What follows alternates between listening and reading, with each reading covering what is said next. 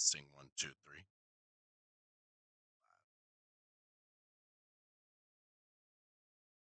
What's going on, everybody? Jacob Compton again here on Compton's Corner. Um, I guess last episode I did a kind of a bad job introducing myself. So I guess to anybody that is new here that doesn't know me, again, name is Jacob Compton. Avid fan. I guess I'll just break it down like this. First of all, Chicago Bears. I said that from the jump. They're the number one team. They take the priority in my life pretty much over anything. Which is bad, but it is what it is. But I am a Boston and Chicago sports fan, minus the Bruins, the Patriots, and the White Sox. Just got family ties from both places. Never really grew up any Florida fan of any team. Got love for some teams in Florida, but nonetheless, it's go Sox, go Cubs, it's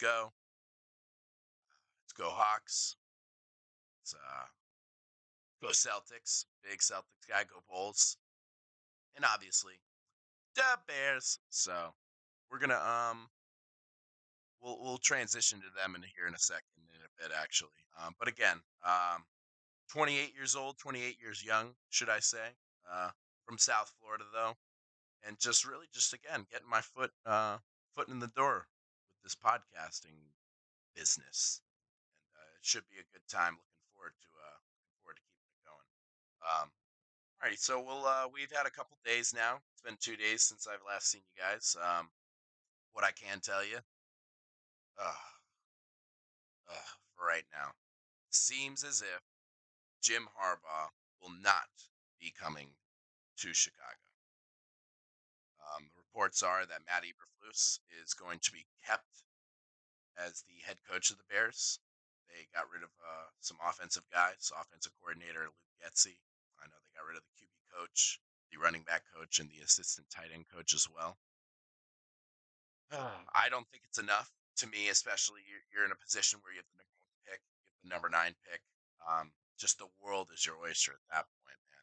You could do a world of opportunities. You could take a quarterback, but if you were gonna take a quarterback, if you asked me, I might have elaborated last time, but if you're gonna take a quarterback at one, even nine, you'd want a new coach to do that with. You want to almost start fresh with the quarterback and coach, an offensive guy that we could have just really grown with and everything. The new coach we could have felt better. It's like, hey, he's making his own decision. He's picking his own guy.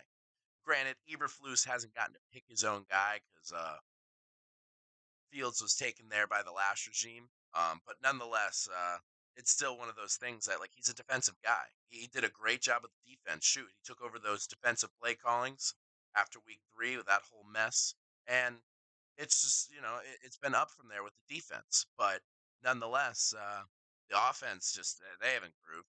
And you're gonna tell me, oh, we got to have this guy find another one, or even polls for that matter. Like, let's not take any chances on. Um, any just newbies or just rookie offensive coordinators, first timers. Let's go get an experienced guy. The Chargers last year went out and got Kellen Moore. Only had a couple of years experience, but he had good experience. Um, High market in Dallas there, and now it's just in LA. I know they had a bad year, but their play calling was still pretty sharp thanks to Kellen Moore. That offense is going to be okay thanks to Kellen Moore. But hey, shoot, if Harbaugh wants to go there and wants to run his own way, doesn't want Kellen Moore there, that's another guy the Bears need to look at. I think at this point, giving my status of a 2% hope that we could still get a Jim Harbaugh, it's just one of those things that no matter what, take your time through, look at every fluid scenario and everything that you can, and let's just make the right choice because this is just again, we are still the most intriguing team this offseason, but nonetheless, we have some big couple choices to make.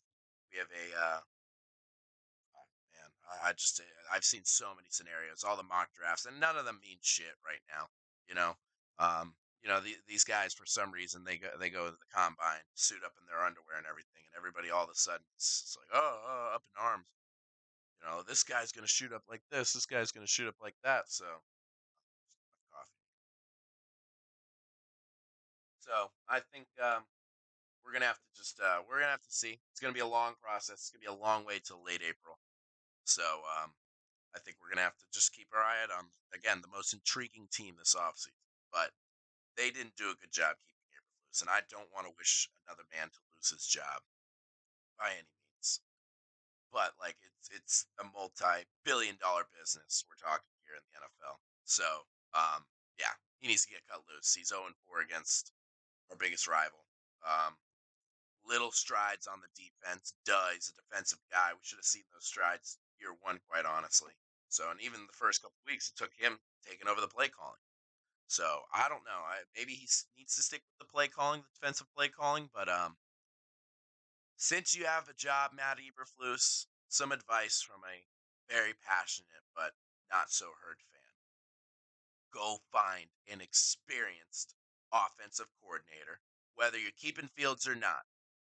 Go get a guy that's like, oh shit, he knows how to call an offense. He's done this before. He had success here, here. Every offensive coordinator is going to have those. Oh man, he wasn't so great here. But if you can, for the most part, consistently just have a good resume and just like a good repertoire of this guy knows how to call an offense. He knows how to get to his guys. As much as people wanted to shit on Nathaniel Hackett, and I guess the jury might still be out for him, really seems like he had that locker room. Um, Time will tell, I guess, next year when Rodgers does come back. But I just, it's one of those guys. Do get a guy that's done it before. Maybe he's not a head coach, but he's a good offensive coordinator. I saw a name, Cliff Kingsbury, if he wants to get himself back in the league. I know the Chargers are still paying, or Cardinals, my mistake, are paying him a pretty penny to hang out in Cabo, wherever he's at. But I don't go get someone that, and then honestly, to just add more assets, not have to restart on the quarterback. If you want to keep Fields, go get a guy that can sit there and say, "Hey, I could do this with Justin Fields," because there are teams out there. If you're going to just trade him away to a team, there's a guy out there that's sitting there saying, "I could do this with Justin Fields. I could do big with Justin Fields." Why don't we find a guy like that? You know what I mean? You did technically invest a lot in this guy. And to just restart it, as easy as it seems at the number one pick, let's not forget that number one pick really isn't ours. We fleeced Carolina to get it and everything, but it's not based on our record. Our record is the ninth pick, where we're stuck getting, and I'm okay with this as long as we keep the Roquan Smiths and whatnot. So the Brian Urlachers, and that's fine. We're gonna get ourselves a quality football player there. But like, oh, why don't we take two quality football players with, again, a quarterback that is competent enough to do it? And everybody, oh, Jacob this, Jacob that. What are you getting with Caleb Williams or Drake May? I'm sorry, Caleb Williams does not know how to play against good football teams. You haven't played Colorado State or Fresno State. Guy's gonna light it up for 405 tutties. But he was playing some good teams this year, and it was like, holy, Notre Dame, he did shit. Or oh my God, Washington, I think they played too. Just I don't know, they couldn't get it together. He can't get it together. Drake May, look, maybe this is an uneducated look at it and everything, but we took Trubisky, North Carolina guy. Hal went right after him, North Carolina guy, and now Drake May, the successor to both. I don't want a guy from North Carolina, not at quarterback. You want to go draft a defensive tackle? You want to go draft a cornerback, a safety? Fine. It's not like I'm against the Tar Heels. Quarterback wise, though, yeah. I don't care if what offense. It's just nonetheless you're in the same school. You're almost running same program system and all that. That Trubisky was. We heard all the. He was the first quarterback taking in 2017, 2018, whenever Trubisky was drafted for a reason. Everybody. Oh, you passed on Mahomes. You passed on Watson. First of all, everybody and their mother knew Trubisky was the first quarterback taken, unless somebody was sitting there saying, I have some fucking balls. I'm going to go ahead and take Patrick Mahomes. I'm going to go ahead and take Deshaun Watson. Boom. The only one that had balls was Kansas City. They were in the 20s. They traded up to 10, took Mahomes, and everybody's like, whoa, we had him low first round, man. That might be a bit early. What does Andy Reid know? Shows you what he knows. Smart football coach, man. Um, so it's not like we really waffed on that one. I mean, we did technically, but it's like fuck. We all waffed on Brock Purdy. Then everybody hate to break it to you. So it's just with that kind of mindset again, though. I don't want another Trubisky. So that's where I'm just going to take Drake May out. I've seen scenarios where it's just you go sign a Saquon this offseason with all the cap space we have. You take a Marvin Harrison Jr., and then you take even a Brock Bowers at 9. And yeah, sure, I know offensive line, Jacob, and everything. I'm sorry, but if Fields is able to get rid of the football in 2.5 seconds because he's got a load of weapons, then boom. And if it's not on, if Fields sucks with all that, I'm willing to say, hey, at least we invested all the other pieces because next year, if you suck, you're gonna have a good pick. And then that's where it's just again, if we have to, we've done it before. We did it with Fields. We did it with Trubisky. Trade up if you need to. Be that aggressive team. Shit, we might be able to get an array of picks from our number one pick scenario and everything. But I'm pretty firm on taking Marvin Harrison Jr. Again, that kid is just once in a generational talent. I've still never even heard him talk. I didn't watch the Heisman presentation this year, so I guess that's why. But nonetheless, it's just like when you hear a guy that just he's not chirp chirp chirp chirp. I got shampoo in my eyes. I got to miss a game. That ain't Marvin Harrison Jr. Man, this kid's tough. He knows how to run routes better than any prospect I've seen come out. And I mean, he's the son of a Hall of Famer. You know, kept Peyton Manning happy for years. So I think that's just the move the Bears need to make. I think that's just the direction they need to take. Focus in on the offense, especially during the draft. You've done it so long. Last year they did it, especially with defensive tackles, Tyreek Stevenson on the corner. They just focused in on the defense. Um, Minus the Darnell Wright exception, obviously, in the first round. But other than that, it was defense heavy in that draft, and it worked out. Look at the defense; they're great, good, great. But nonetheless, it's now it's time to attack the offense. I just would have trusted an offensive guy to do that over a defensive guy, but that's just me. So, other than that, there's some couple other things I guess we could break down too. I should have made a list again. Growing, learning. But nonetheless, I think Bill Belichick going, Nick Saban going, Pete Carroll going, Mike Vrabel going. Those were all like the shockers. I think the Arthur Smiths, the Ron Rivera's, those were all easy to guess. I mean, shoot, I think Washington's just going to go ahead and hire that offensive coordinator. They got the enemy. Um, we'll have to see, but those three, Carroll, Saban, and Belichick, that's big, bro. And to happen in 24 hours like that, you know, it's almost sad. People, from what I've seen, people are almost forgetting the significance of because Carroll started it. So Carroll, okay, I'm going to stay with a role with the Seahawks in the front office, but I'm done. It's like, wow, like, man, what a. We'll talk about Pete Carroll first here. It's just, this is a guy that he didn't succeed in the NFL when he first started off as a head coach. Tenure with the Patriots for a year, and then I think the Jets for 3. Might be vice versa, one or the other, but just a bad start in the late '90s for Pete Carroll. Um, One of those things where wasn't really supposed to. He wasn't the first option to get that USC job, and he took advantage of that opportunity. Um, Won a couple national titles there, and he pulled a Harbaugh, or Harbaugh's going to pull a him, where he right out of there, right when the sanctions were coming in, and all they did was take Bush's Heisman away. Give Reggie his Heisman back. Shout out to Reggie. Um, but nonetheless, great career for Pete Carroll. One of 3 coaches to win a national championship and a Super Bowl as a head coach. The other 2 being Jimmy Johnson and Barry Switzer. Might as well take Barry off that list. He got a national title, but that Super Bowl was Jimmy's team. So, really, 2 significant coaches that did it at both levels. That were able to get it done. We always hear about, you know, get into Saban later, but Saban couldn't cut it in the NFL. He ran. He had a solid Dolphins team there that he kind of left out on, but right when he did, they went to shit. They went 1-15. He knew something was up. So, um, he couldn't get it done at that level. You saw the disaster Urban Meyer did a couple of years back in Duval there. So it's just, at that point, we got to give Pete Carroll his props, man. He was able to get it done at both levels. He had that Seahawks team, that 2012 team. That's one of the more probably actually underrated teams of all time. Because if you really think about it, that defense was unstoppable. Um, that offense was really just knowing how to click with Russell Wilson leading it. They had some.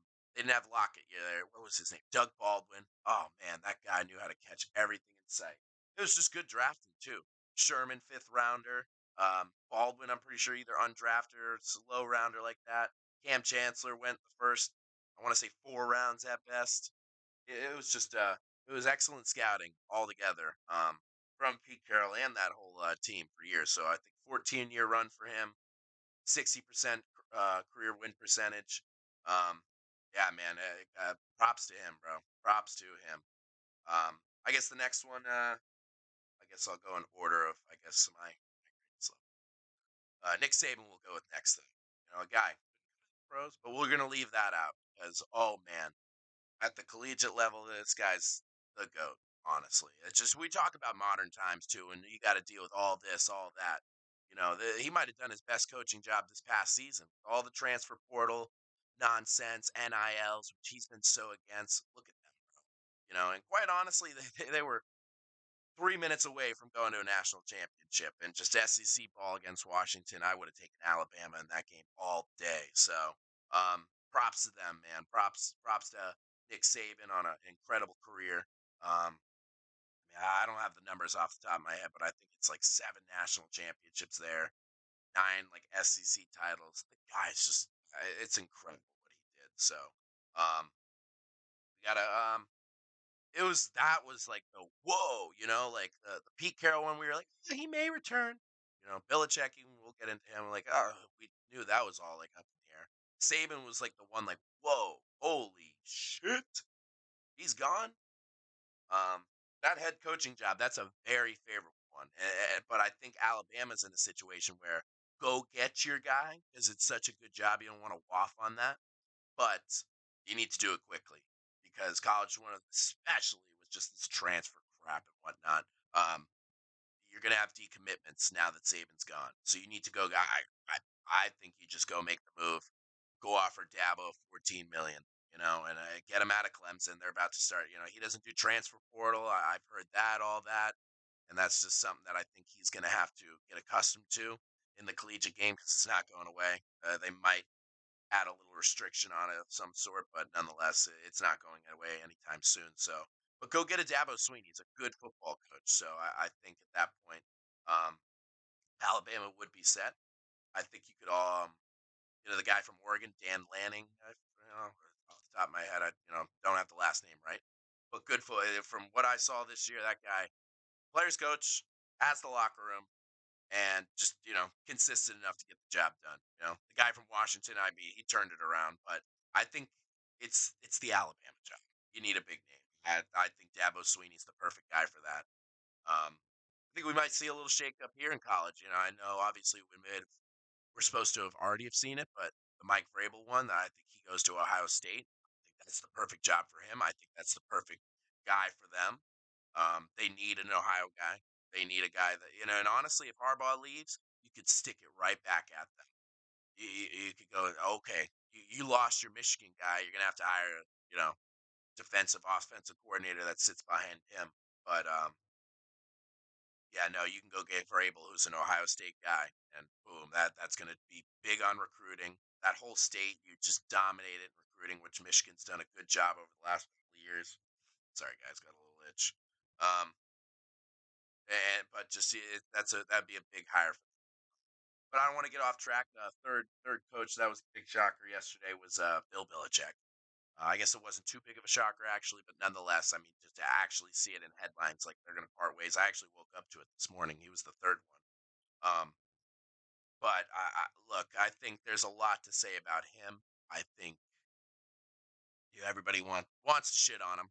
Brady left and Brady had success, and he's had not so much. But let's break it down over the past. First of all, let's not do this whole. Let's not even add the whole Browns scenario because quite honestly, he actually did an okay job at that Browns team. He left and they shipped town, and you know, if anything, he saw the writing on the wall.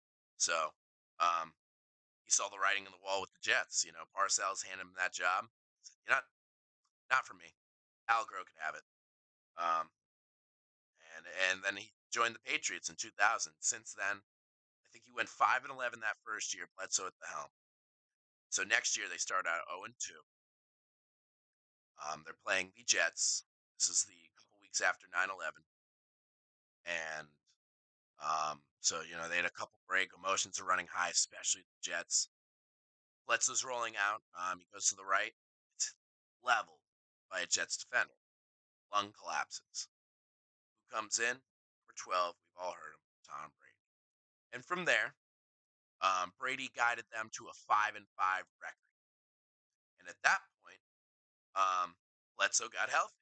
This is a guy that signed a long-term contract with the Patriots. He was their franchise quarterback. At that time, you were certainly more patient with franchise quarterbacks, especially with a guy that had taken him to the Super Bowl just 3, 4 years before that. So it was like, okay, this is our guy, you know. But it was like, okay, he's just getting back. Brady's gotten us to a competent level, 5-5 ain't bad. Belichick had to make a decision, and all of New England sitting there saying, "Put Bledsoe back in." Like, thanks Brady for what you did. Appreciate you. You got us back to 500, but let Bledsoe take over from here. Belichick made a very unpopular, in the New England eyes, decision to keep Brady in. Oh, what the hell? What the hell? Motherfucker wins 6 straight games, gets them a first round by wins the Tuck Rule game. Him and Bledsoe collectively won that AFC Championship game together. Then, boom, they win that first Super. So I always highlight on that 5-5 record at that point that they were in. So as much as people, oh, Belichick ain't shit without Brady. Brady ain't shit without Belichick because Belichick said, I'm going to stick with him. This is my guy. And everybody else, especially in that region, was pissed. Absolutely pissed. And he said, fuck y'all. I know what I'm doing. And you know what? Honestly, that's where like I think we probably won't see too much hate from for him up in the New England area, but just everybody else in general. Just keep in mind, like this guy is the reason why Brady has a career. I have a friend. He says Tom Brady, he was going to be inevitable. I'm actually starting to believe that now, especially with the whole Tampa. But I don't know if we get 7 rings the way we do with Brady if it isn't for Belichick. It's not even I don't know. We don't. There's just no way. I don't. The Patriots certainly probably don't find their success. They got their guy, but it took Bill Belichick to say, I'm going to stick with this 6th round, second year guy that really ain't done shit. Even those first couple Super Bowls they won, the first 3, those were defensive led teams. You can go look at Brady's stats. I don't know if he threw for 4,000 yards in any of those 3 Super Bowls, those first 3. So it's just like, okay, like he was game managing. He was doing a great job at it, like best ever to do it. Um, but they had to hand him Randy Moss before he started throwing 4,000 yards and 50 touchdowns consistently, winning MVPs. And that was Bill Belichick's defense leading the way. Vrabel, Bruschi, Ty Law, Harrison, Lord Malloy for a year, Will Fork, Richard Seymour. Bro, this is guys that all Bill brought in or had and just said, we'll make it work. The Parcells way. And props to him, because that's just 2 of the greatest coaches ever. Bill had to learn from somebody. You got to be the successor to somebody. And man, he did a hell of a job. Just that's the greatest coach of all time, if you ask me. Um, NFL at least. Maybe even just general, just because you do it at the top level. There's no negating what you can do. And just and actually even over the last couple recent years, I say mild success, not so much, but when Brady first left, it was the COVID year, and it was very tough. They brought in Cam Newton, and people could look back at those stats that year, PFF grades and all that. Cam Newton was the worst starting quarterback in football that year. Patriots still went 7-9, and I know that's like, oh, Jacob, but that's incredible. It was incredible the way the incompetency that Cam Newton was playing with that year. It just wasn't. Yeah, it just wasn't his year. It was the year after he left Carolina. They even saw the downfall of him. So he went to New England, and just, it was rough watching that offense. And I know as bad as they were this year to watch and everything. It was bad. But they went 7-9, and boom. And then they draft Mac. They have a playoff appearance. And then for the last couple of years, it's certainly been finding our offensive identity. I just don't think the last 2 years with the whole Patricia hiring and not letting Bill O'Brien really overhaul that offensive staff should be enough to really hinder on the career that Bill Belichick had. Bill Belichick is the greatest coach of all time. And I just, 6 rings. That speaks for itself. Nobody else has more than 4. So at that point, just take it for what it is. He found a way. You'll hear it all the time from the Patriots camp. Do your job. 3 words. It's simple, but they did that. They did it consistently. In 24 years, 6 Super Bowls. That's one every 4 years. It's insane. That is insane. So, and you count off all the playoff appearances and whatnot. Before anybody wants to tell me, oh shit, Jacob, that's just Brady's stats too. Again, like I told you from the jump of this, there's no Brady without Belichick. So, um, just incredible props to him on a great career. Um, I think they're now that job. I don't think it's very intriguing. The number 3 pick. I mean, you have a great owner, so that's going to be a big thing. I bet you Belichick might even keep some sort of front office role, kind of like what Pete Carroll's doing. So I think if that's the case, maybe they just kind of stick with the ways and just maybe a new guy to get to the players at least is the way to do it. And Belichick's off to the side, but I just imagine that's a big overall. It sounds like so. Maybe you make that aggressive move. You do have a very hands-on owner again, but he's a good one.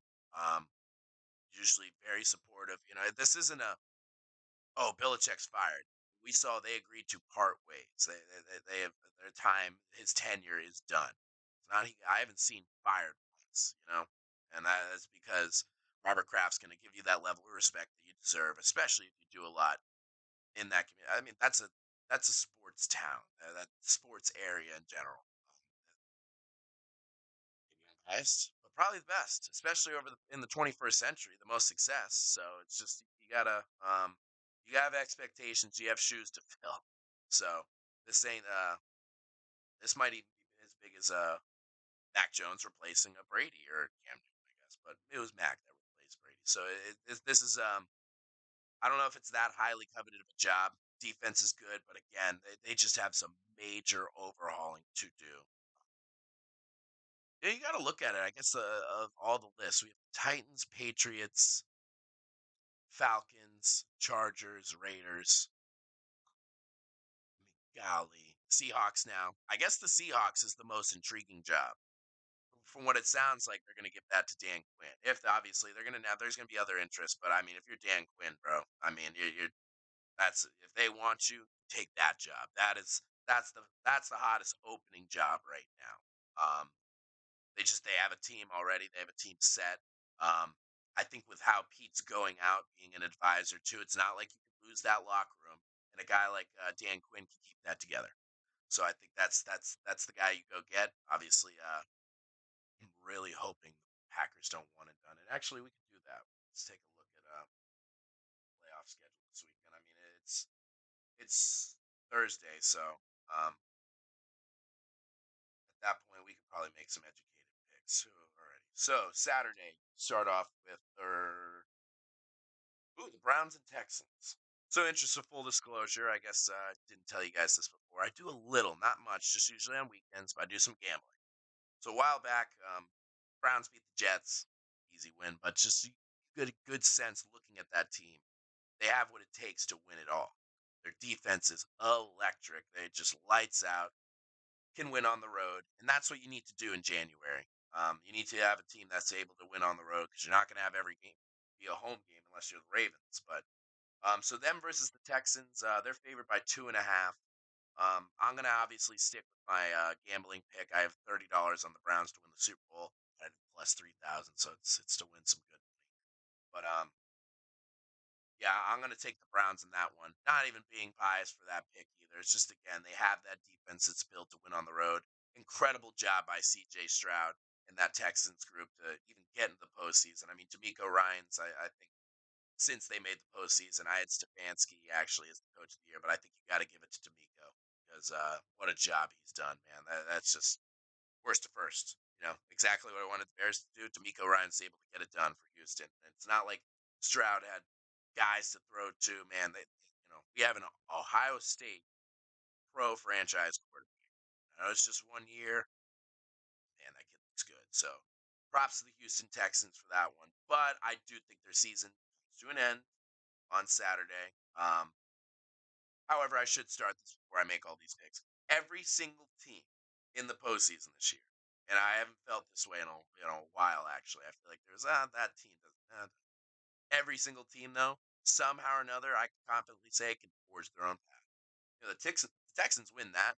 You're riding momentum, and then odds are you might be walking into Buffalo the next week, which again, we didn't know if they were going to win their division 2 weeks ago or even make the playoffs a week ago. Now they're the 2 seed.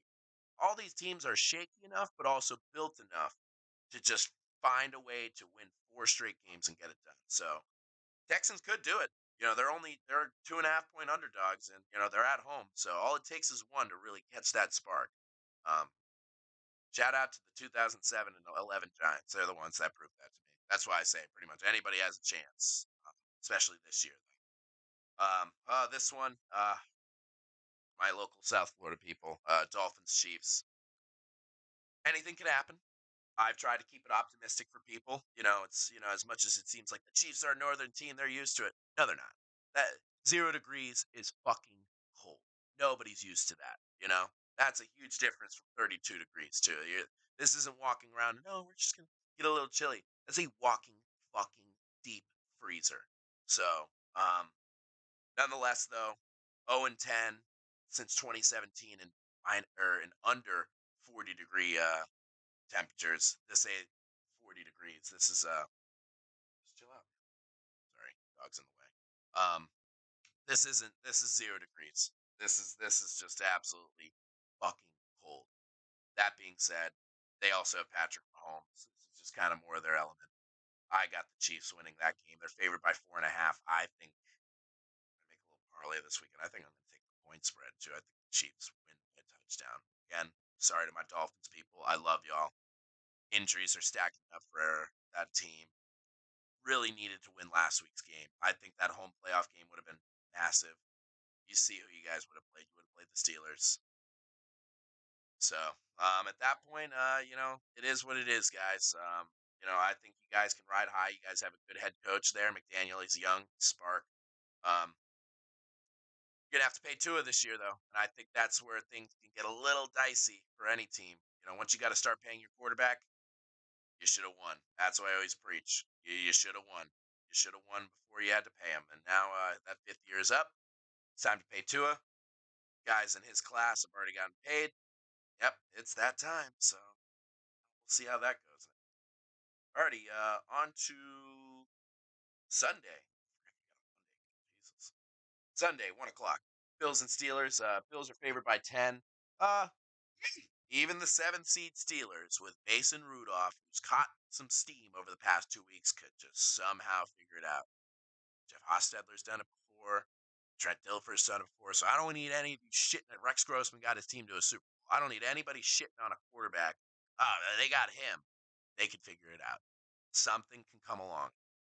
But they are missing TJ Watt. I saw a stat that their record is quite awful since he's missed football games.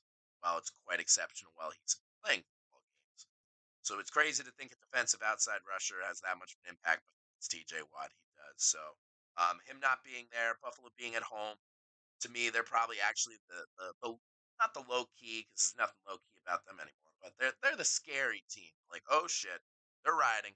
They had a bad little stretch at the start of the season, but they're riding high right now, and they can win it. But when you're riding high like that, that's when you can come off your pedestal real quick too. So keep that in mind. But I do have the Bills winning that game. Sunday, 4:30. You never thought I would say this, but I'm going to be a massive Dallas Cowboys fan this weekend. Call me biased. I don't give a shit. I don't think the Cowboys probably won't cover 7.5, but I see over under 50.5. You're giving Jordan Love too much credit. I get it. He's good, but it's his first playoff game. Dallas doesn't lose at home. Actually, Dallas might even just cover that. Dallas might win something like 34-14. Good for Green Bay to get there. The Bears are fucking coming.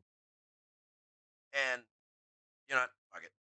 They're going to be coming all over your motherfucking face, Green Bay. We are coming. Next year, things are going to change. Sorry for raising my voice. I can't fucking believe we let them sneak into the postseason. It's fine. Let's get ourselves back together here. Dallas wins that game, though. Not going to give much more of an explanation. Fuck Green Bay. That's it. Night game. That's the intriguing one for Sunday. Rams and Lions. Stafford returns. I think the Rams are like a very they were the other team along with the Browns. I was like, ooh, their odds are way too high for a team that just did it 2 years ago. They have a quarterback that just did it 2 years ago. Aaron Donald, I didn't even realize, is actually playing pretty good football this year for his age and everything. I think he had like 8 or 9 sacks, a ton of pressures up the middle, so he can still do it.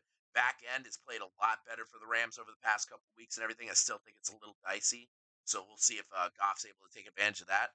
It's is Goff gonna let is he gonna come out vengeful and really, take it to the Rams even? Because they're the ones that traded him away. It's two former quarterbacks facing their former teams. I think it's more significant for Stafford returning home to Detroit and everything though. So but nonetheless, one of those things that we got to keep our eyes on that game, man. I think that, over under 51.5. I think I even like the over. That's gonna be quite the shootout. Um if I have a guess right now, I think that's whoever has the ball last type game. So we're gonna have to see. We'll have to see. But yeah, that's gonna be a good game. Oh, I get the Rams though. I'm gonna take the Rams. I think Stafford walks in there, gets it done. Maybe a little bit too much for Detroit this year.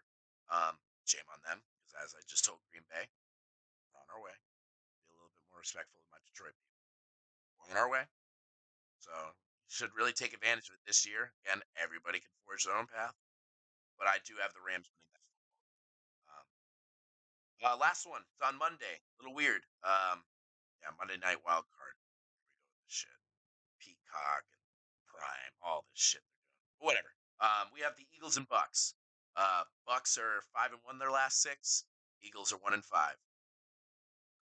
I'm gonna take the Buccaneers to win this game because of like just that right there. Just the Eagles are not riding high, but I've just, it kills me to do this because some of you Eagles fans are the worst people on earth.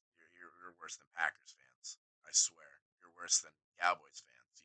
You guys got that Super Bowl. Something went to your head. The double doink. I'm not over that. So, me and the Eagles, but I've been telling my Eagles friends, people, whatever, whoever I do have around, um, this is a team they got there last year. They have the team. I know the defense is absolute dog shit over the past 6 weeks. But this is a team that can get it done. And all it takes is, as I mentioned earlier with the Bills, if a team's riding high and you're riding you're starting a new season. The regular season is done. So if Sirianni can really preach to these guys, hey, you guys got to win 4 straight games. You just got to go on a 4 game win streak. We're starting a new season. Forget that. Like, I don't treat it like a preseason, but look at it as like, hey, you earned yourself the opportunity to play in the next season. But this next season, we need to win 4 straight. I think any team can reach that. They can get it done. The Eagles are favored by 3, but again, I'm going to take the Bucks to win that game. I think they're at home. I know the Eagles will probably pack that house pretty good. It'll have some green in there, but nonetheless, it's a comfortability thing. Buccaneers will probably play well enough to get the job done. That defense is good enough to get the job done. Um, so I think that wraps them up. Matchups wise, I guess I should have made a little bracket with these picks and everything. I don't know really where that puts it, but somewhere along the lines of, Cleveland playing Baltimore, if they pull off some wins, that is where that's what intrigued me about taking them in the gambling pick, is because, if you win your first playoff game, Wild Air is looking like against Jacksonville, and I was feeling pretty confident about that. But now it's against the Texans, rookie quarterback and everything. So, um, you go ahead and make a move, and you guys win that game, and maybe you play Baltimore in the divisional round, maybe even in the championship round if you have to win another game. Um, but nonetheless, if you play Baltimore, if you're Cleveland, you have to feel good. It's a division football game. Your defense is built for him. Lamar generally doesn't, I don't want to say play well. That division, man, he has a hard time against the AFC North, man. It's just we play you so much, we know what to do against you, Lamar. The reason why he's 18-1 against the NFC. They have to play him every 4 years. They're like, fuck, are we dealing with? Never dealt with something like this. AFC North's a little different. Hey, we see you. Played you fucking 8, 9 times, Lamar. You're Miles Garrett, so it's kind of like, hey, you know what to do. You know how to build against it. You know how to game plan against it, and I think that's going to be an intriguing thing. Oh, and Flacco, having to return to Baltimore after coming off the couch this year. How fucking nuts would that be? That'd be insane. So, um, all jokes aside, script writers, whatever you guys call those, did a good job, man. They did a real good job this year. That play, we're looking pretty good. I think it would have been more intriguing to see Buffalo go into Kansas City, um, against them instead of the Dolphins going in there because I just think both of those games are. I'm not going to say set in stone, but I don't see any upsets happening in those games. So, back again, not trying to hate Dolphins fans. 4.5 points. They're giving you guys some credit, walking into frozen ass stadium. So it's gonna be quite a postseason though. Overall, excuse me. Overall, I'm gonna have to go with the one seeds to make it as of right now. I know I have my $30 on Cleveland or whatever. If I had to just educate a guess pick, I'm gonna have to go with the one seeds to make it. 49ers, Ravens, Super Bowl. I don't remember it. Rematch though. And at that point, we'll go with the 49ers. Better roster. Defense can maybe play against Lamar, but again, I think the Lamar, if he does get there, the NFC needs to be worried because he plays very well against teams that just aren't used to playing. So, um, gonna have to, if they can get there, that's the big thing. Lamar's got some answers, some questions to answer, and think that bye week certainly helps him. If you're that one seed, especially with this new playoff setup, you have to win 3 games. And forget it because I know that was the thing before, but it's like you're the only team on that side of your conference that has to win 3 games. So you get that week's rest. I think a big thing though for them is they sat him last week. So now it's going to be pretty much 3 weeks since Lamar Jackson had played football when their game comes next week. That's where I mean, if the Browns are matched up against the Ravens next week, that is something to watch because the Ravens can easily get just throttled by that defense. And if you come out rusty, that's not the defense to do it against. So we'll have to keep our eyes out for that. But again, that all depends on if Jacob's predictions are right. I guess other things around the NBA, John Morant. That's a killer. I know obviously he had some tough things to go through over last season and everything. Slang and you dig. But all jokes aside, it's a damn shame to see him miss the year. That's a tough injury too. It's just one of those ones he'll recover from it fine. It's a torn labrum, but that just yeah, no fun. Got to take the year off.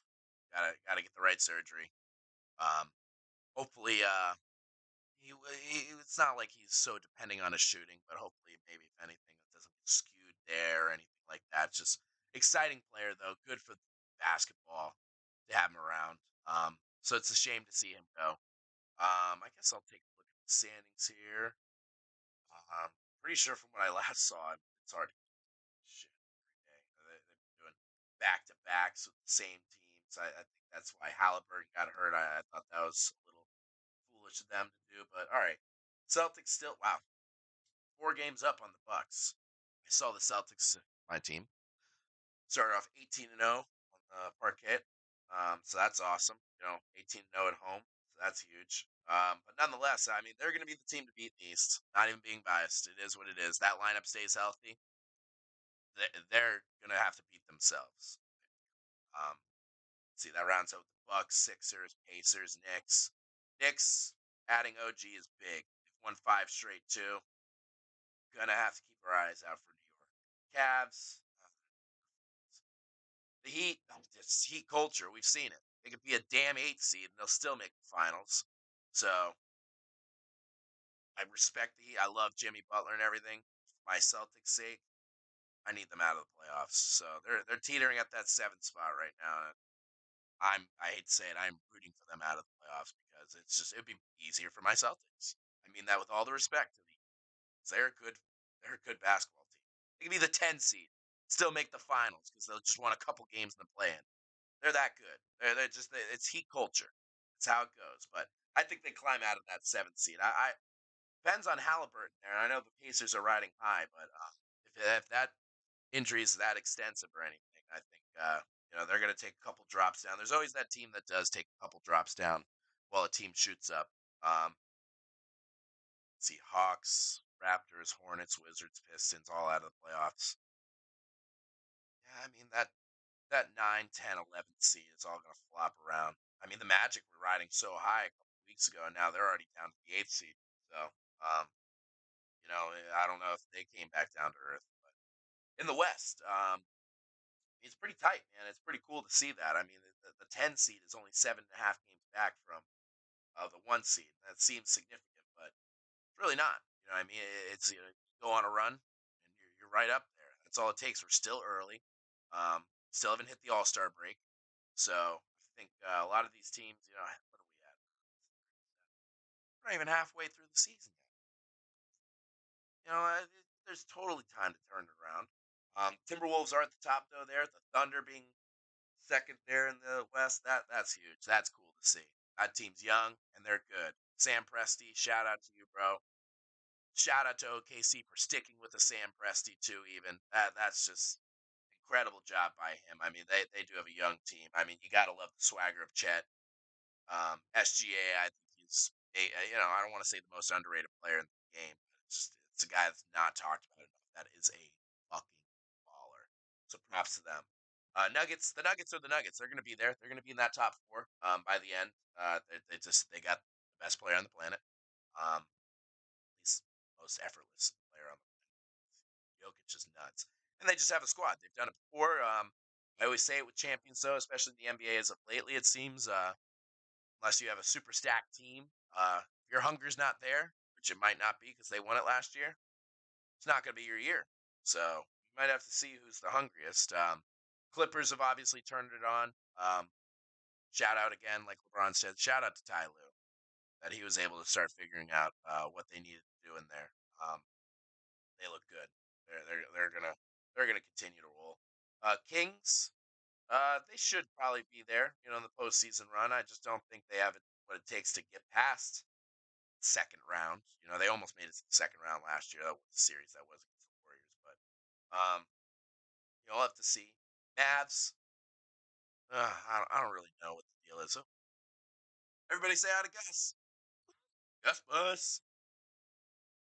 Gus, you want to lay down? Thanks. We'll just have him stare at us in the back. But back to that. The Mavs, yeah, I don't know. We'll have to see. Man, this West is loaded. Shit.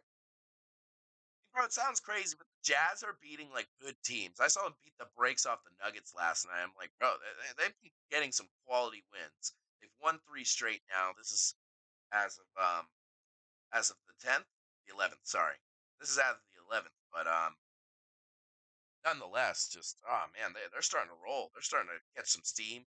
I think the Warriors start to drop down. I think they don't even make the postseason. I saw a bet that I should have placed a couple weeks ago where they missed the postseason. It was at like plus 400. I was like, they're gonna good. And some other teams are starting to catch some heat.